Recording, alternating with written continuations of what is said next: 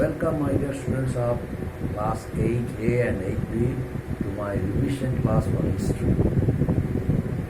Already I have started my revision work for lesson number 1. Some points are left.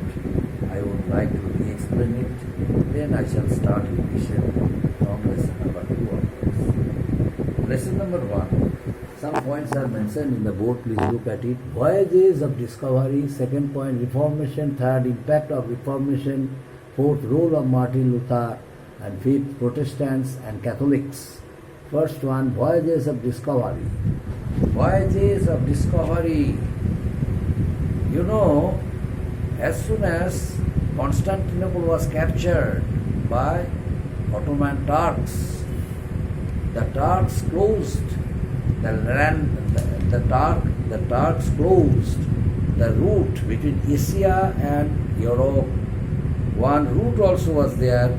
That land route was closed by the Ottoman Turks as soon as it was captured by them. That very land route was very important to the European traders. Why? Because they had to go through that land route to Asia for collecting, for purchasing spices and textiles of Asia, because the quality of the quality of spices and textiles of India was very superior. That's why they had to depend the spices and textiles of Asia. These were very much valuable to them. That's why a route was inevitable for them to be discovered. Then how? In the meantime, you know, voyages, in the meantime an alternate route to Asia. In the meantime, the process was started for discovering an alternate route from Asia to Europe, from Asia to Europe, and the invention of, meanwhile, the invention of compass, the invention of improved maps, construction of large ships helped and encouraged the navigators to discover or to explore unknown seas and the countries, unknown countries beyond Europe, which were till then unknown to them. As a result, in the year 1488, Bartholomew Diaz sailed around Africa and reached the southernmost tip of the continent. He was the first European to cross or to sail across the Indian Ocean. He named the southernmost tip Cape of Good Hope.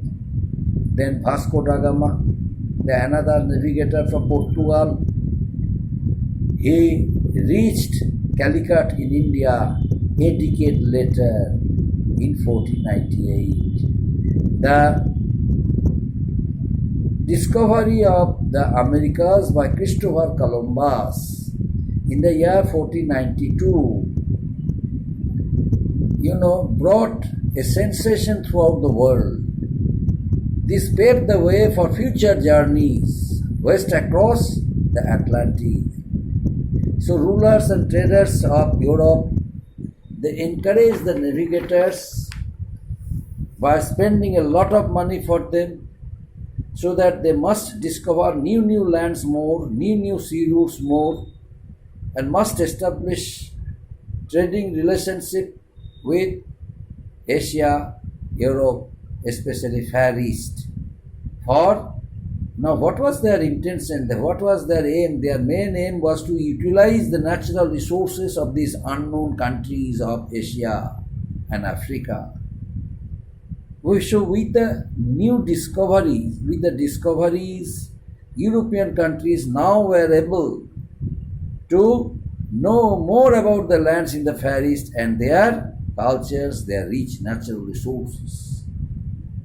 By the 16th century, several European countries came forward and established their colonies overseas. So this is about voyages of discovery. Next point, reformation.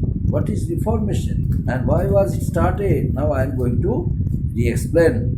You know, during medieval period, the Catholic Church dominated the religious field of the people as a powerful institution, and the Pope, the head of the church, dominated the religious lives of the people in Europe.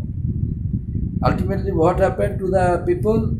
The members of the church, like the clergymen, they became very much rich and prosperous. They were very much interested in making money, in gaining wealth and acquiring political power. Hence, the church also became wealthy, rich, prosperous, powerful, and its officials, all the officials who were involved in it, turned out to be corrupt. But the Renaissance age changed the entire system and introduced a modern outlook.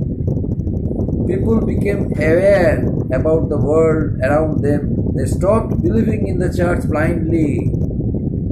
Instead, they challenged the authority of the church. They challenged the well-established beliefs of the church. Some people directly started criticizing against their corrupt practices, and the people who spoke out were called the Protestants. People who started protesting the system of the church,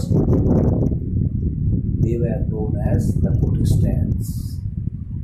They started a movement, and that movement came to be known as Reformation or Protestant movement. It was a movement started with the objective to reform the Roman Catholic Church. So what old traditional faiths and beliefs that the Roman Catholic Church had been practicing, the main aim of the Reformation movement was to stop it, was to get it stopped.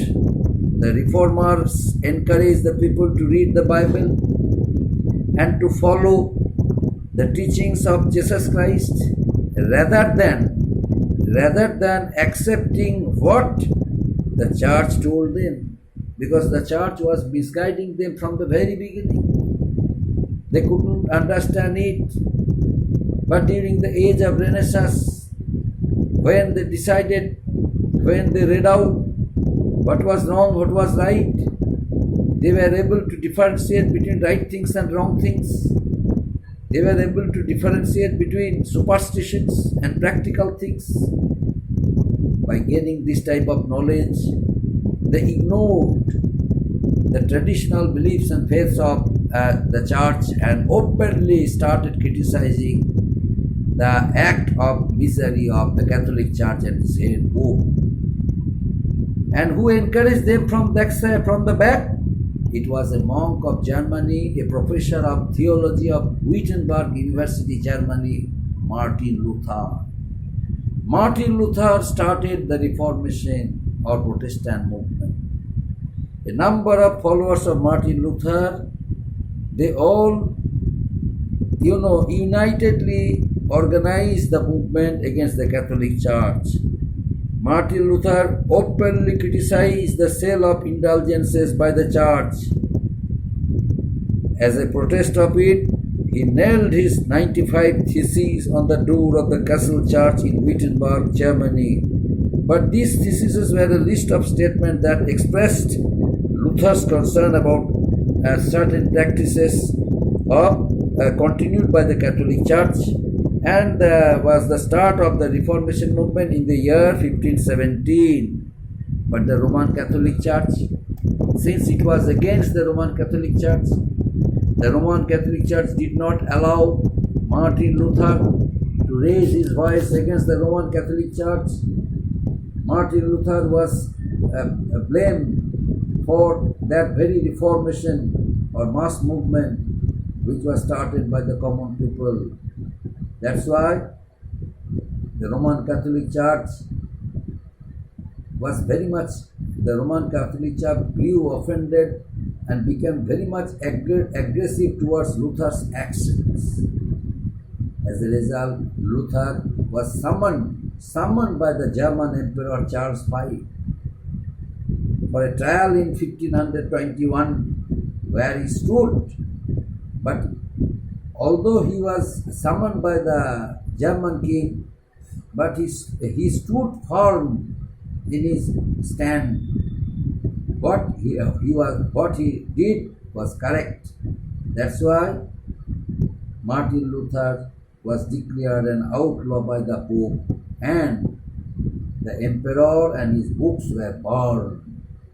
But Martin Luther didn't care for it, because one ruler of Saxony in Germany helped him a lot. So he was under the protection of that very ruler of Saxony. He thus managed to translate the Bible, means New Testament, from Latin into German, and then he distributed pamphlets of the convictions to the common people. In the year 1524, Martin Luther, especially under the special care of Martin Luther, the Germans, especially the peasants and farmers, revolted against the church, and the movement was started. Movement was mobilized among the masses too. In Switzerland, one great follower of Martin Luther, Zwingli, he also started another movement, another reformation.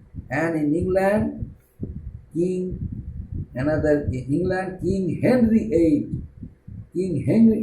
VIII popularized the Reformation movement. In England, King of England, Henry VIII popularized the Reformation movement in England. Before the Reformation, the church controlled the entire system of politics throughout Europe. But now the king or the government ruled the state, and church control was curbed, reduced. The Reformation carried forward the spirit of scientific inquiry, which had started during the Renaissance age. But the Reformation brought about the true meaning of individual liberty, to follow one's own conscience. It encouraged the people of the whole world to make their country free from foreign control. It inspired the people. It aroused their nationalistic aspirations, which helped them to be self-sufficient. And as a result, many countries of the world, they made their country free from foreign control and got themselves independent. The church was divided. Another point is the church was divided into two groups. Number one, Catholics, and another one, Protestants. And the rise of national churches led to the rise of a nation-state, which all powers in the hands of whom? In the hands of the king.